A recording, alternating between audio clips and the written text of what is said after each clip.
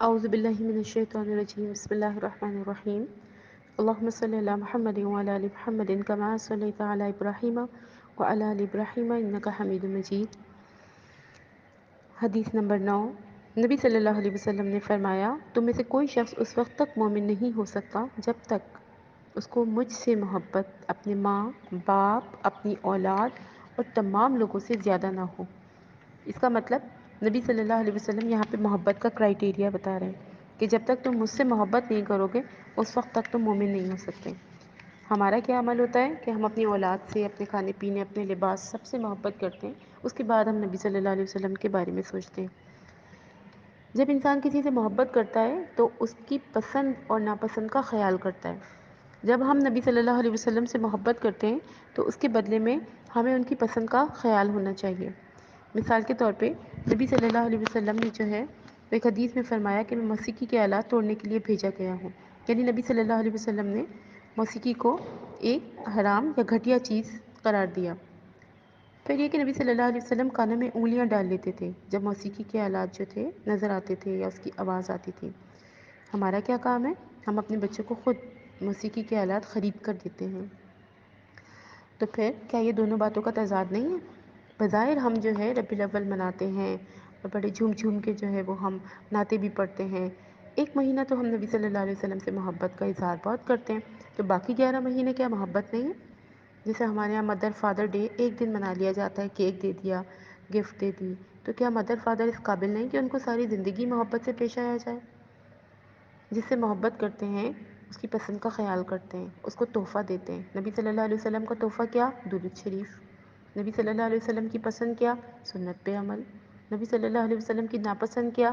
کہ جو بری چیزیں ہیں، جو اللہ کو ناپسند ہے، ان سب کو چھوڑ دیا جائے۔ کیا ہم نے چھوڑی ساری چیزیں؟ ایک لڑکی شادی ہو کے جاتی ہے، شوہر کی پسند ناپسند کا خیال کرتی ہے، جو اس کو رنگ پسند ہے اب میں وہی کپڑے پہنوں گی، میرے شوہر کو یہ رنگ نہیں پسند میں نہیں پہنوں گی، جو اس کو کھانا پسند ہے میں وہی بناؤں گی، ویسا ہی بناؤں گی۔ میری سسرال میں ایسا ہوتا ہے۔ دنیا میں تو اتنی جلدی رنگ میں ہم رنگ بس جاتے ہیں، ڈھل جاتے ہیں، لیکن ہمیں یہ احساس نہیں ہوتا کہ ہم نبی صلی اللہ علیہ وسلم کی پسند، محبت اور ان ساری چیزوں کا ہم خیال کریں۔ تو یہاں پہ تو نبی صلی اللہ علیہ وسلم نے تو فرما دیا کہ تم اس وقت تک مومن ہی نہیں ہو سکتے جب تک کہ سب سے زیادہ محبت مجھ سے نہ کرو۔ تو صحابہ کرام نبی صلی اللہ علیہ وسلم سے اتنی محبت کرتے تھے کہ ایک دفعہ نبی صلی اللہ علیہ وسلم کا کرتے کا اوپر کا بٹن کھلا تھا۔ تو صحابہ کرام نے ایک دفعہ دیکھا تو وہ صحابی رسول کہتے ہیں میں نے ساری زندگی اوپر کا بٹن نہیں لگایا، اپنے گلے کا بٹن نہیں لگایا۔ تو اصل یہ محبت ہے کہ عمل کیا جائے، صرف زبانی باتیں نہیں۔ جھوم جھوم کے نعتیں پڑھنے سے محبت کا اثر ظاہر نہیں ہوتا۔ پھر ایک حدیث میں یہ بھی آتا ہے نا کہ مری ہوئی سنت پہ عمل کرنا جو ہے وہ شہیدوں کا ثواب ہے۔ بہت ساری مری ہوئی سنتیں ہیں جو ہم کرتے ہی نہیں ہیں، ہم بھول گئے ہیں۔ تو کسی سے محبت کا تقاضا یہ کہ اس کی پسند ناپسند کا خیال رکھا جائے، وہ ہم سے ناراض نہ ہو جائے، یہ بھی ایک اہم بات ہے۔ ہم تو سارا دن نبی صلی اللہ علیہ وسلم کو بھی ناراض کرتے ہیں۔ ابو جہل، ابو لہب سب نبی صلی اللہ علیہ وسلم کے ساتھ رہتے تھے، تو کیا جنت میں گئے؟ نہیں۔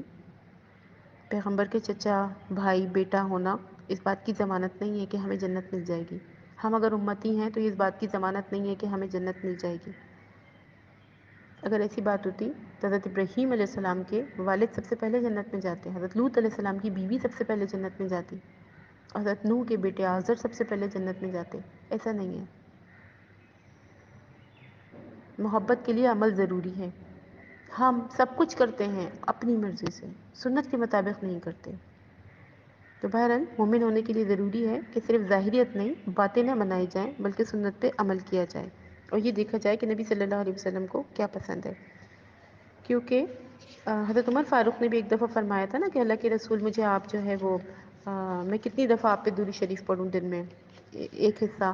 نبی صلی اللہ علیہ وسلم نے فرمایا نہیں، اس سے بھی زیادہ۔ کہا 2 حصہ کہ نہیں، اس سے بھی زیادہ؟ کہ 3 حصہ کہ نہیں؟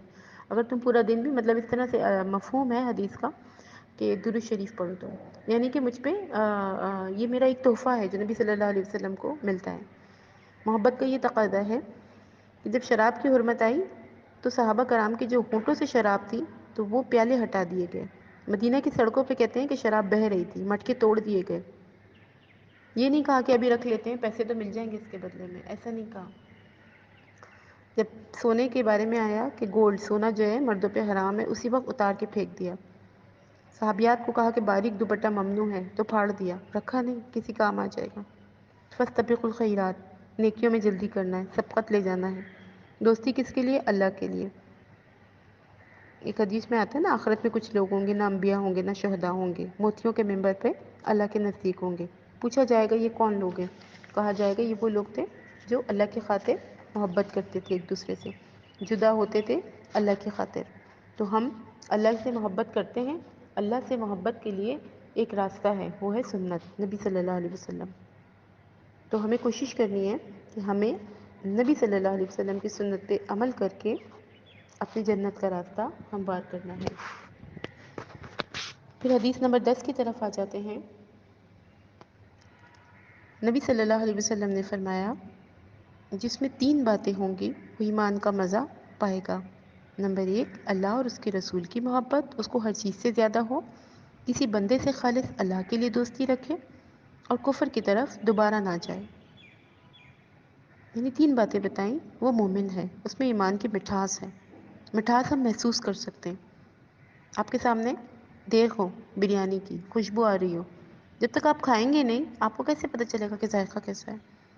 تو مسلمان اور مومن ہونے کے لیے عمل کرنا ضروری ہے۔ تو پہلا عمل کیا؟ اللہ اور اس کے رسول سے محبت، ہر چیز سے زیادہ پیاری ہو۔